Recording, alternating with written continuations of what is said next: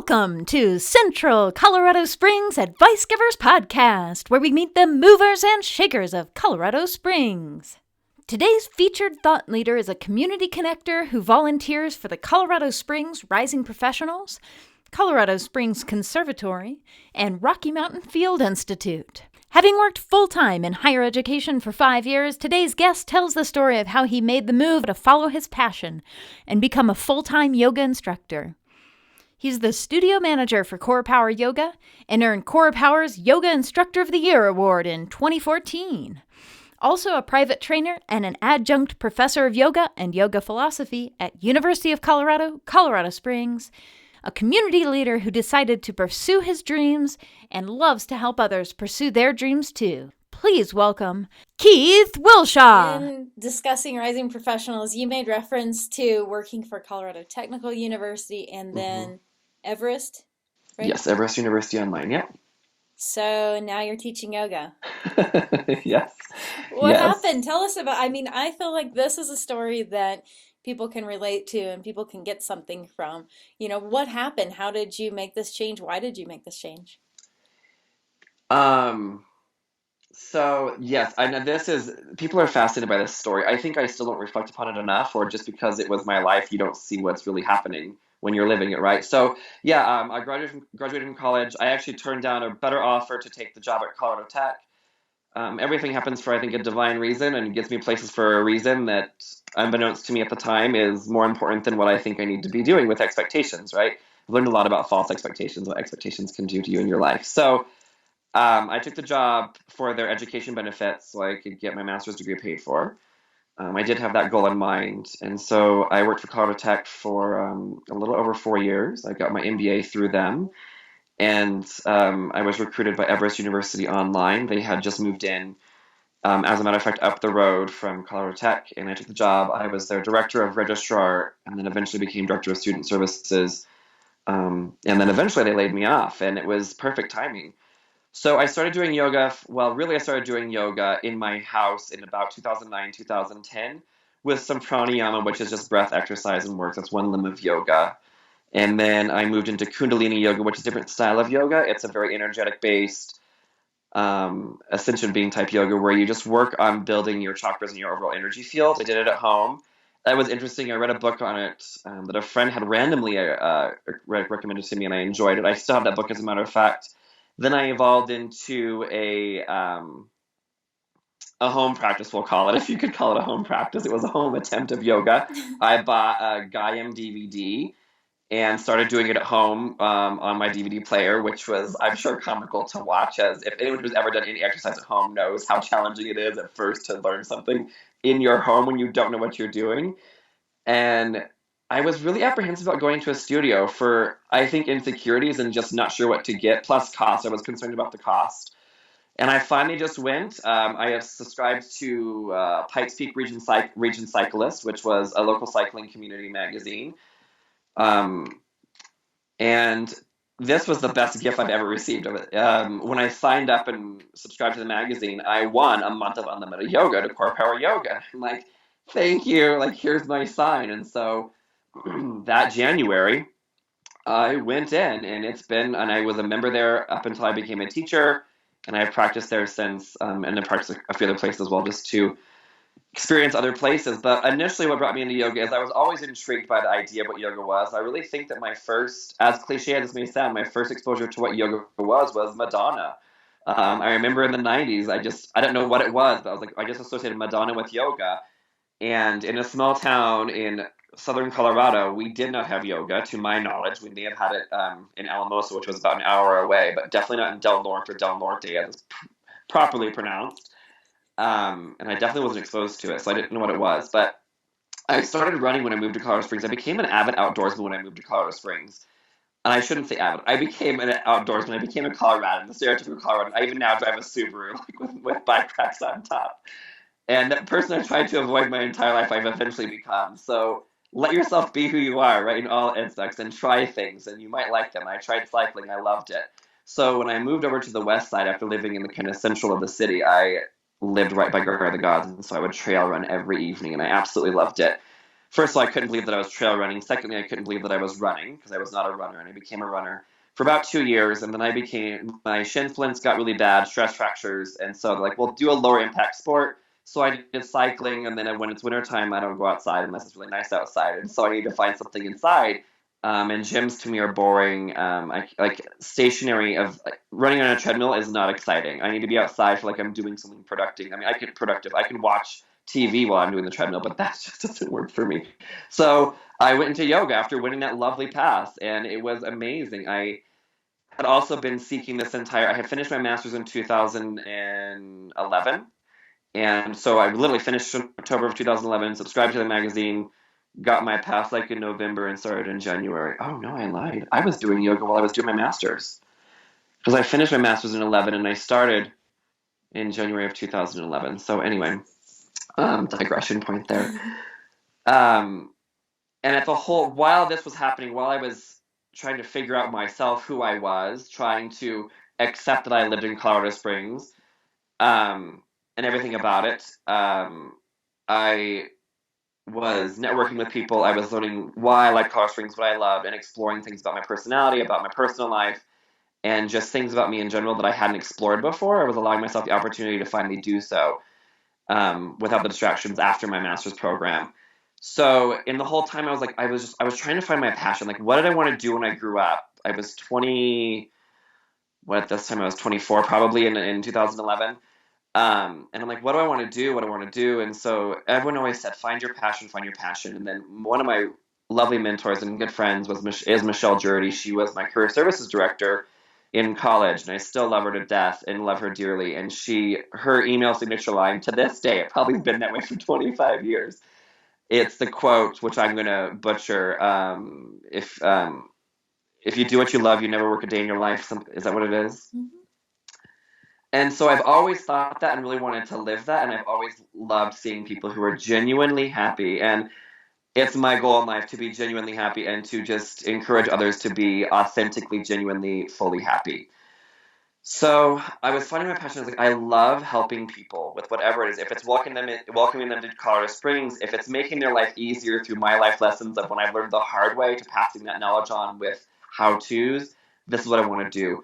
I was in higher education when I obviously when I went to college, I got really involved in the university, and my mentors and people I was involved with and the professional staff that I was able to work with, they're like, Keith, your heart's in education. And my goal was to be a greedy corporate, Starbucks drinking, attaché carrying marketing executive. Like, that was my dream, to like Fifth Avenue, Park Avenue, to just be this person of who I was not by any means. And thankfully I had a broad awakening, I should say, my senior year of college. I was doing a lot of credit hours, and I was able to do, through the American Advertising Federation, through the university, advertising campaign for Coca-Cola, the soft drink company. And our goal was to increase consumption of Coca-Cola to 13 to 18-year-olds in my demographic, and to 25-year-olds.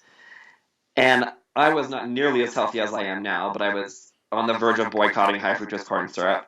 And I'm like, it really opened up, and it showed me that I have to believe in something in order for me to live it, sell it, work there. And that was a really powerful lesson for me. And I'm so grateful I got that at 21 years old, because I didn't become the person that I wanted to become or dreamed to become, because it would have been a really rough, I think, awful life. So let me tell you, that trajectory really shifted me. Like, I mean, we printed our presentation finals week of May, and I was graduating that week, and I was like, what do I do now? My whole life, well, not my whole life, that was a little dramatic statement. For 4 years, after 5 or 6 changes of majors, I settled on communications, advertising, public relations, and I loved it, and I loved what I learned, and I loved the program, and I'm still so grateful for the program. But I couldn't be an ad executive for products I didn't believe in. And I ignored it. I tried to force through it. I had conversations with some staff and some like professional mentors, and like, well, Google, I remember Steve, he said, well, Google some ethical advertising firms. Like, do those really exist? And so I Googled it. Didn't really find any. Google wasn't nearly as prevalent as it is now. Okay, there wasn't an app for Google. Siri wasn't invented. But it required me to do a lot of soul searching, which I hadn't ever done before because I just had this idea of what I thought I wanted to be. So that didn't happen, and everyone in the whole point of this, wrapping back around, circling in, was Keith, you belong in higher education. Your heart is here. Your heart is with helping with people. And I'm like, oh no, it's not. Stop it. Yeah, I'm doing all these things to better my experience at the university and all the students after me. And I really did. We put some amazing processes and policies in place. We uplifted the community. We really enhanced student life in a very short period of time. Not just me, with everyone I worked with. And that university is thriving now. It was lovely. It's Colorado State University in Pueblo. Um, and it's truly thriving. And I'm so happy that they get to do that. And I had a part of that. And even the students that were there and after I left, got the benefits of it. So I loved orientation. I loved connecting people to each other. I realized this just like probably 3 or 4 years ago, that I'm a natural connector. Like I finally said that I'm a connector. So whether I connect you to community leaders, your neighbors, or to a higher source, or most importantly, in my opinion, yourself, I've accepted that my passion is my connector. So getting my passion, I finally realized my passion of being a connector. That's what it was. So I was in the corporate world and I was in higher education. It was for-profit higher education. I was like, oh, this is kind of the best of both worlds. I get to experience this lovely corporate world that I've never been exposed to. And I got to mix it with higher education, something I truly believe in because it creates self-study. It creates and it betters you and our society collectively.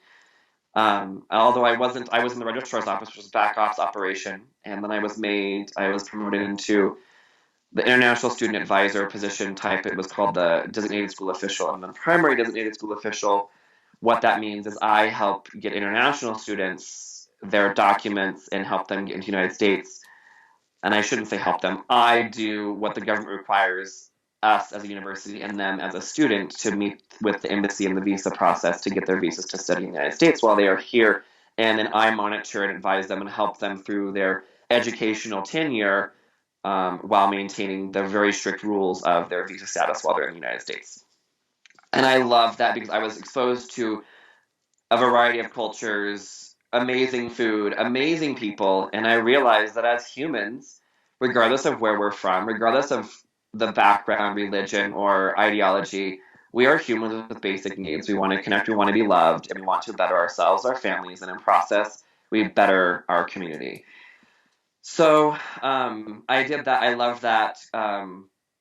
Really, really enjoyed that, really thrived with international students, and then became the associate registrar. And then I left, became the director of registrar, director of scheduling, and then eventually director of student services at Everest. I was at Everest for a short 9 months, and a lot of amazing people there. Really, really good people were in the organization.